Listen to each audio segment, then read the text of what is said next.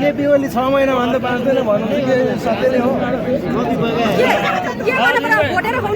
6 महिना भन्दा बाँच्दैन भनेर ठोक्काइदिनु भएको। लेखामा त्यही लेखिसकेको छ त। हामीले के भनेर हुन्छ र? मरेस भनेर मेरो छोरालाई तर मेरो छोरा मरेस त नभन न, चित्त दुख्छ तर उसको डेट सिक्यो। अनि देवी देवता नचिन्ने हिन्दू धर्म के हो भन्ने अनि पशुपतिनाथमा गएर मेरो भोलेनाथको प्रसाद खाने त्यस्ता अपुत्रको सन्तान कहाँ हुन्छ त नि? कहाँ हुन्छ त? कुनै भोलेनाथलाई सम्झेर मेरो शिर हो, मेरो माता हो, मेरो पिता हो भने आज उसको के हुन्थ्यो? यो ठुलो भएर आउँछ नि। आज मरि बेला उसको नाम के हो? हरण राजालाई चिना देश समान होइन भने आज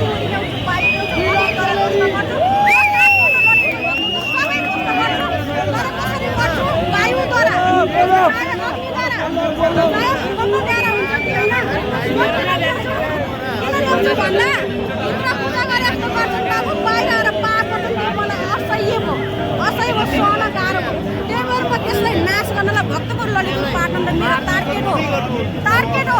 कुनै मेरो राजा महाराजाले बनाएको दरबार रमाउने, कुनै छोराछोरीले कमाएको सम्पत्तिमा मोज गर्ने। आज यिनीहरूले कमाएको सम्पत्ति हो यो।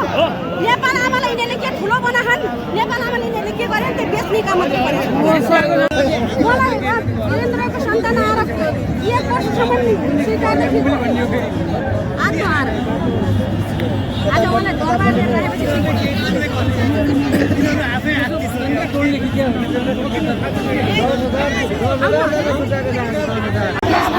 भन्ने म अनि आउनु परेन।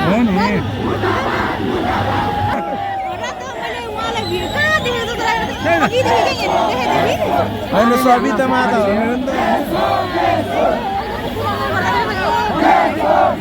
एकै अनुहारको मान्छे कति हुन्छ?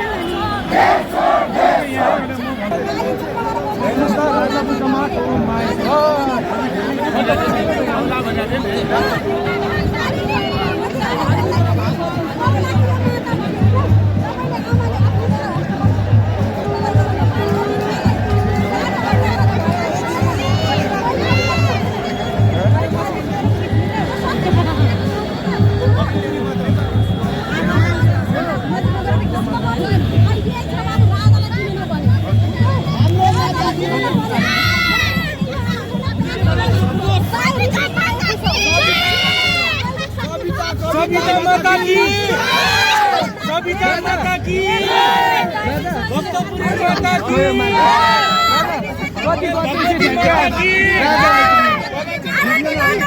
कालिंचोक भगवती माता की कालिंचोक भगवती माता की सविता माता की। तपाईहरुको जय होस् है।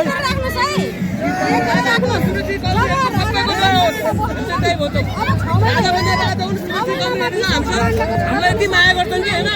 हामी पनि उनीहरूको दाजुभाइ हौँ। राम्रो हुनुपर्छ, राम्रो गर्नुपर्छ होइन?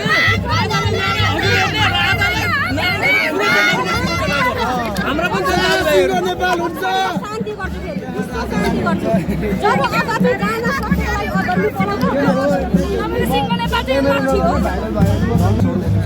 हजुरको भनाइ के छ मानेजी? हाम्रो देशमा राष्ट्रिय संस्था आउने सम्भावना छ? त्यस्ता कुरा मलाई प्रश्न आज गर्ने हो।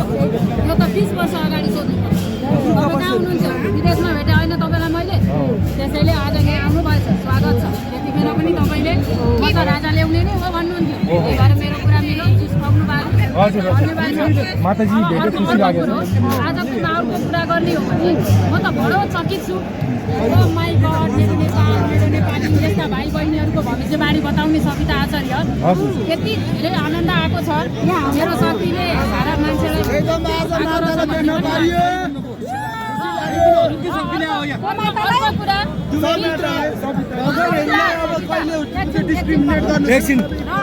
मैले हेर्नुहोस् एउटा बिउ रोपेको थिएँ बारीमा, शून्य हो। मलाई यति खुसी लागेको छ।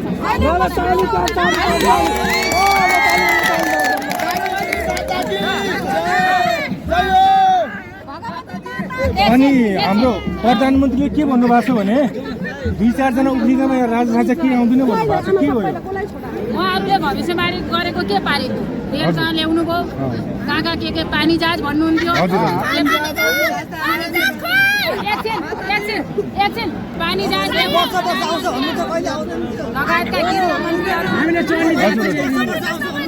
के भन्नुभयो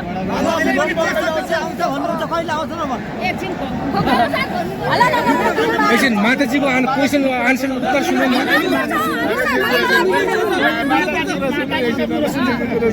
हाम्रो प्रधानमन्त्री गृहमन्त्री यो गणतन्त्र गइसकेको गनाएको सिनो जस्तै हो। त्यस कारणले च्यातिएको लुगा पटक पटक सिलाएर लाउँदै गर्दा फ्लाट च्यातिन्छ। त्यही भएर गणतन्त्र च्यातिने समय नजिक छ।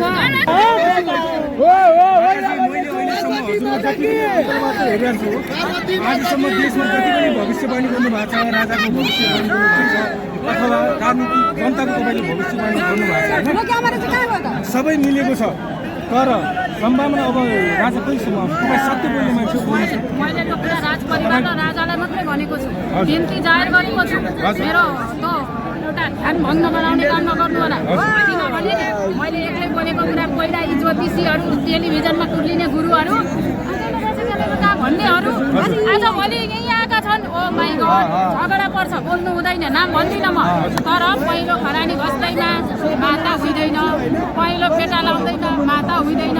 माताको गुरुको पनि भक्ति हुनुपर्छ होला, शक्ति पनि त हुनुपर्छ होला। शक्तिले बोल्ने हो मान्छे, त्यतिकै सबै आचरण हो। शिर पनि राख्नुपर्छ हो पक्नु न एकछिन, शिर त म्यारिड भएकाले ढाकिहाल्छन्, हामी त अनम्यारिड हो। ढाकेर हिँड्नुपर्छ, पक्नु न हो।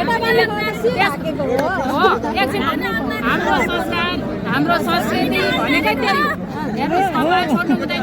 आजभोलिका माता पिताहरू प्रवचन भन्ने गुरुले भन्नाले फेरेको हुँदैन। माताले कपाल छोडेर राधे भनेपछि सक्यो। अब पक्नुहोस्, एकछिन पक्नु है। कपाल छोड्ने भनेको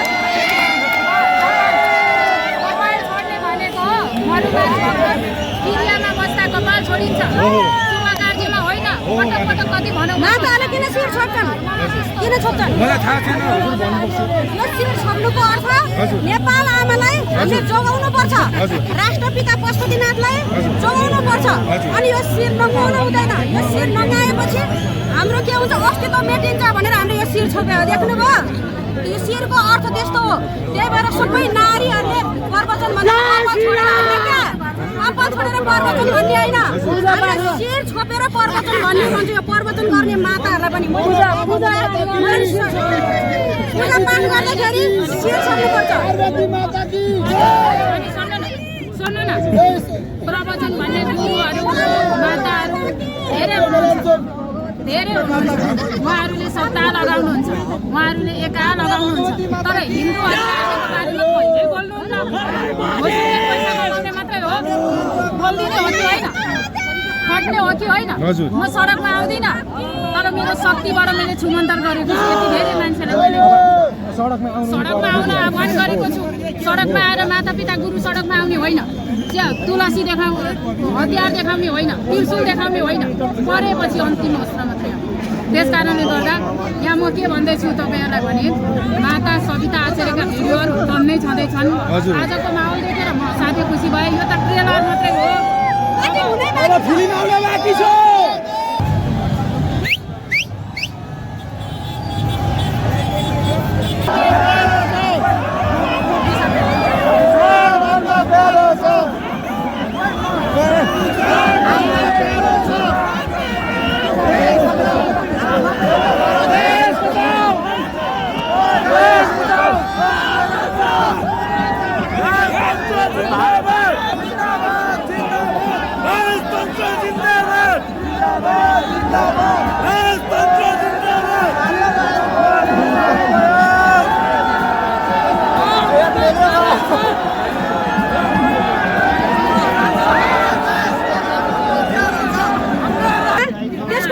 छोराछोरी छैनन् भनेर मेरो विश्व ब्रह्माण्डको सन्तानलाई घृणा गर्ने?